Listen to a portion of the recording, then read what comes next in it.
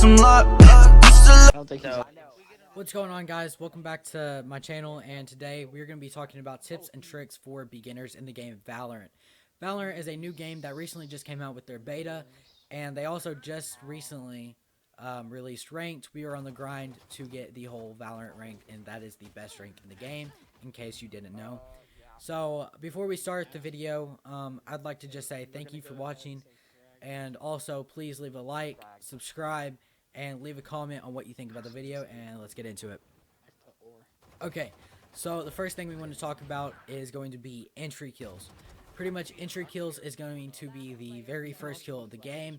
Call of Duty players will know this as First Blood. So pretty much the entry kill is probably the most important kill of each round, because it allows you to take control of the game. For example, if you're on attack and you're pushing A site, you get a kill on A site that allows you to take control of A. And now you pretty much have control of that round, and you decide who wins and who loses that round as long as you still work together with your team. Now, that's pretty much all that I got for entry kills. Entry kills is very important. Keep that in mind.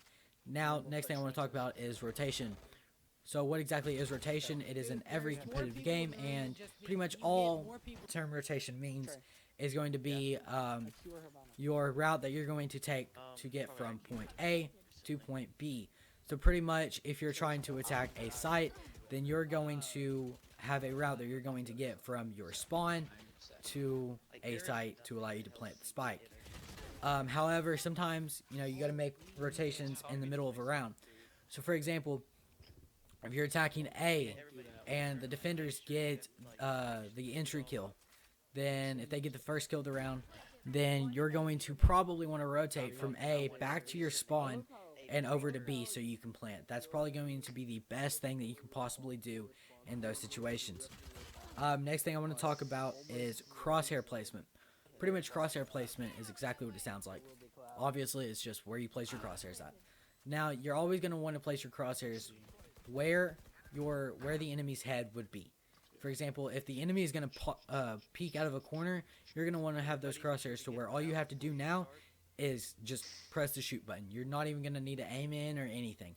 Go ahead and have those crosshairs set to where whenever you're aimed in, they're going to go ahead and be on the head. That's all you got to do. That's easy, simple, not hard at all. That's an easy tip that anybody can do. The next thing I want to talk about is going to be committing, and what is committing. So pretty much committing is going to be, obviously each agent has different abilities. Committing is going to be whenever two or more agents use their abilities on one site. So for example, if you're on attack and you use your abilities on A site, if three of your agents use the abilities on A site, that probably means that you're committing and you're going to try to push A and plant A.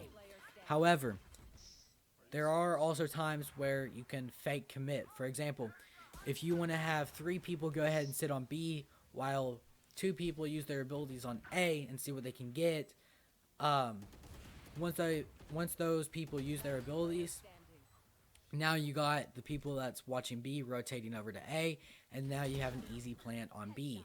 So, you also got to be careful if you're on defense. You got to be careful for those fake commits as well. Next thing is going to be callouts. I've learned from playing the game that every map has a few callouts that are the same, which is heaven, and heaven pretty much just means the high ground. For example, on the map that I'm playing on right here, heaven would be high ground to my right, where I'm looking right now, where I kind of just looked. Anyways, every map has heaven, and that's pretty much just high ground. So whenever you hear heaven, just think high ground. You also have CT, which is going to be the left and right corners of the defender's spawn on their half of the map.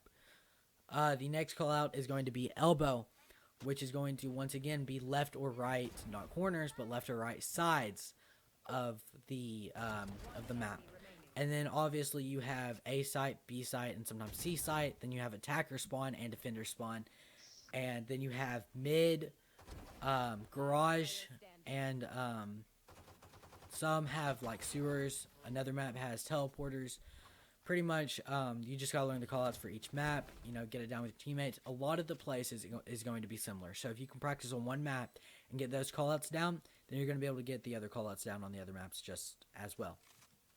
The next thing I want to talk about is the buy rounds.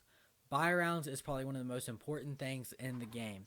You know, you pretty much the game starts out with pistols, and you want to make sure that you win that pistol round so you can have a buy round in the second round, or else you're going to be forced to save for another round and lose 2 rounds in a row. Which actually lets me get into my next topic, which is saving. So one thing that I like to do with saving, and the easiest way to talk about it, would be first round of the game is pistol rounds. If you lose the pistol round, you're going to want to save because the other team is going to have more money than you. So there's no point in trying. You're going to want to save. Go ahead and just keep your pistol that it already comes with, just your regular pistol, and don't buy any shields, and just save up your money for an AR next round. Pretty much whenever you are saving, you're pretty much throwing that round, and intentionally throwing, not unintentionally, but you're intentionally throwing knowing you're going to lose, and you got to be okay with that. You got to be okay with losing a few rounds here and there, and so you can get better guns for later rounds. And the last thing I want to talk about is your econ rating. Especially for people who plan to play competitive, your econ rating is very important. Pretty much your econ rating is how much money you spend based on how many kills you get as well with the money that you just spent. So for example, if you buy an operator with $4,500, the most expensive gun in the game, and then you go and blow all that and don't get a single kill and you die with it, your econ rating is going to drop tremendously.